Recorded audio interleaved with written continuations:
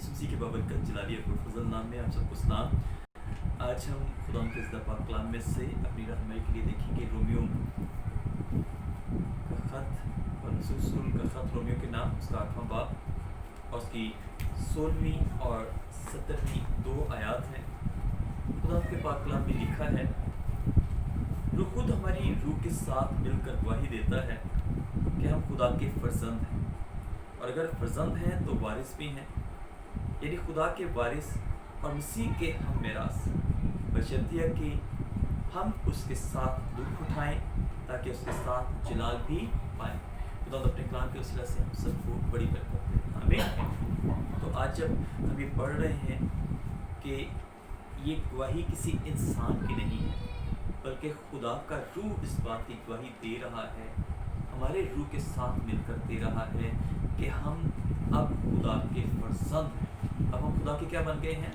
फर्जंद। क्योंकि खुदा के कलाम में लिखा है कि जितनों ने उसे कबूल किया उसने उन्हें खुदा के फर्जंद बनने का हक बख्शा। यानी हर वो शख्स जो ईमान लाता है, जो तौबा करता है, जो नए सिरे से पैदा होता है, जो नया मखलूक बन जाता है, वो खुदा का फर्जंद है।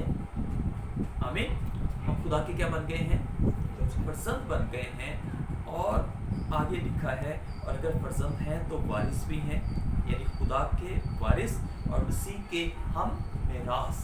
मसीह के हम मेरास बन गए हैं, यानी जो कुछ खुदा का है अब वो हमारा है। जैसे अब अक्सर हम कहते हैं कि जो बाप का है वो आपका है, जो बाप का है वो आपका है।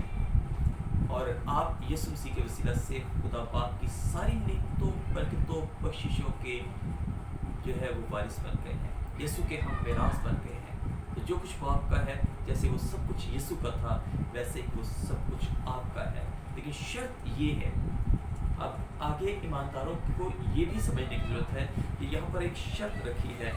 शर्त ये है कि हम उसके साथ दुख उठाएं ताकि उसके साथ जलाल भी पाएं। आमीन। और जब हम खास तौर पर इशा रुबानी में शामिल होते हैं, जिसे हम आम तौर पर पाक शराकत कहते हैं। क्या कहते हैं? पाक शराकत। तो पाक शराकत जो है वो कोई आम शराकत नहीं है, वो पाक शराकत है। और पाक शराकत किस हवाले से? कि हम यीशु मसीह के लहू और उसके बदन में शरीक हो रहे हैं, और ये इस बात की यादगारी है कि यीशु मसीह ना सिर्फ मेरे बल्कि हम सब के गुनाहों की खातिर मसलूब हुआ। उसने कांटों का ताज पहना, उसकी दाढ़ी को नोचा गया, उसके मुंह पर थूका गया, उसको कोड़ों से मारा गया और उसके बदन को छन्नी छन्नी कर दिया। उसके हाथों पैरों में कील ठोंके गए, उसे मसलूब किया, वो मर गया, दफन हुआ, आलमेरवा में उतरा और तीसरे दिन मुर्दों में से जिंदा हो गया, और आज भी वो जिंदा है। आमीन। और हम भी उसी में ज़िंदगी बसर कर रहे हैं, क्योंकि जब हम नए सिरे से पैदा होते हैं तो तब हम पुरानी इंसानियत में मरते, दफन होते और फिर नया मखलूक बनने के लिए यीशु के साथ जिंदा हो जाते हैं।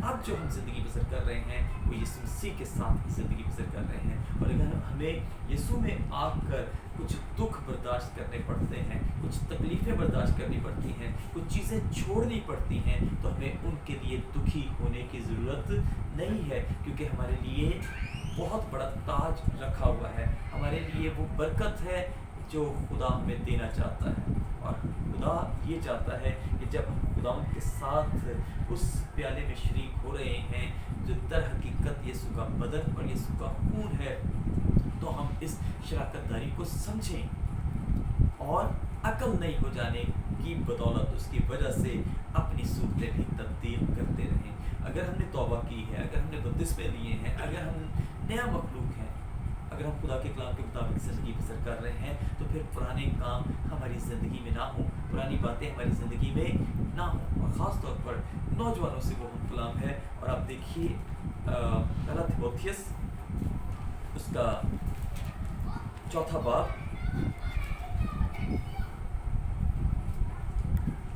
और उसकी 12वीं आयत में लिखा है। पहला थिमोथियस 4वां बाब और उसकी 12वीं आयत, जहाँ पर कुछ यूँ लिखा है, कोई तेरी जवानी की हकारत ना करने पाए, बल्कि तू ईमानदारों के लिए कलाम करने और चाल चलन اور محبत اور ایمان اور پاکیزگی میں نمونہ بن. آمین. خداوند ہم سے کیا چاہ رہا ہے کہ اگر ہم خدا کے وارث ہو گئے ہیں, ہم اس کے ہم میراث ہو گئے ہیں, تو پھر یسوع جیسی زندگی بسر کریں جس نے اپنی جوانی میں ایک خوبصورت جو ہے وہ ہمیں نمونہ دیا, وہ ہمارے لیے رول ماڈل بن گیا. اور دیکھیے پھر یہاں پر لکھا ہے کلام کرنے, جو باتیں ہم کر رہے ہیں کوئی نکمی بات ہمارے منہ سے نہ نکلے, اور ہم باتوں باتوں میں بھی خطا کرنے والے نہ ہوں. کلام کرنے, پہلی بات کیا ہے؟ کلام کرنے. اور دوسری بات کیا ہے؟ چال چلن. تو ہمارا کریکٹر خدا کے کلام کے مطابق ہو, ہمارا کردار خدا کے کلام کے مطابق ہو. اور پھر تیسری بات ہے ہم ایک دوسرے سے محبت رکھنے والے ہیں. اور چوتھی بات ہمارا ایمان یسوع مسیح جیسا ایمان ہو. اور پھر آگے ہم پاکیزگی میں, یہ 5 چیزیں بڑی ضروری ہیں. جب ہم خدا کے ساتھ شراکت داری میں ہیں تو ہمیں اپنی زندگی کو جانچنے کی, پرکھنے کی ضرورت ہے. کہیں ہم نامناسب طور پر تو عشاء ربانی میں یا پاک شراکت میں شریک نہیں ہو رہے. ہماری زندگی میں وہی پرانی باتیں, وہی پرانے کام, وہی ہمارا چال چلن, وہی جو ہے چیزیں ہماری زندگی میں کام کر رہی ہیں, اور ہم خوبصورت نمونہ بننے کے بجائے جو ہے وہ نمونے بن رہے ہیں. تو یہ بات خدا کو پسند, سمجھتے ہیں اس بات کو؟